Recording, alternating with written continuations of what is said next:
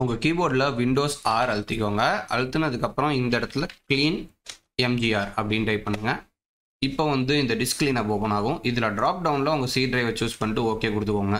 And இதில் வந்து உங்களுக்கு தேவையில்லாத நிறையா இருக்கும். இந்த மாதிரி direct shader, delivery optimization files and recycle bin, temporary files நிறையா இருக்கும். அண்ட் இது எல்லாத்தையும் சூஸ் பண்ணிவிட்டு நீங்கள் ஓகே கொடுத்துக்கோங்க. ஓகே கொடுத்துட்டு டிலீட் கொடுத்துக்கோங்க. விண்டோஸ் ஐ ஷார்ட்கட் அழுத்திக்கோங்க. செட்டிங்ஸ் ஓப்பன் ஆகும். செட்டிங்ஸில் வந்து ஸ்டோரேஜ் அப்படின்னு டைப் பண்ணிக்கோங்க. ஸ்டோரேஜ் செட்டிங்ஸ் வரும்.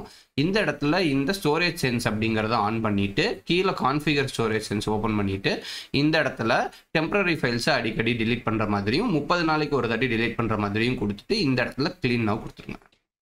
விண்டோஸ் ஆர் கிளிக் பண்ணிக்கோங்க. அது கிளிக் பண்ணிவிட்டு appwiz.cpl அப்படிங்கிறத டைப் பண்ணிக்கோங்க. அது டைப் பண்ணிங்கன்னா கண்ட்ரோல் பேனல் ஓப்பன் ஆகும். இங்கே நீங்கள் யூஸ் பண்ணாத ஏதாச்சும் ஆப் இருந்துச்சுன்னா அதை கிளிக் பண்ணி அன்இன்ஸ்டால் பண்ணிக்கோங்க. இது முடிஞ்சதுக்கப்புறம் மறுபடியும் விண்டோஸ் ப்ளஸ் ஆர் ப்ரெஸ் பண்ணிவிட்டு உங்களுடைய யூஸ்வல் டெம்ப் ஃபைல்ஸை கிளியர் பண்ணிக்கோங்க. இதில் சில ஃபைல்ஸ் யூஸில் இருக்கலாம். ஸோ அந்த ஃபைல்ஸை விட்டுறலாம். ஸோ அதை தவிர மீதி எல்லாத்தையும் நீங்கள் வந்து டிலீட் பண்ணிடலாம். சேம் மறுபடியும் விண்டோஸ் ப்ளஸ் ஆரில் பர்சன்டேஜ் டெம்பை டிலீட் பண்ணிக்கோங்க.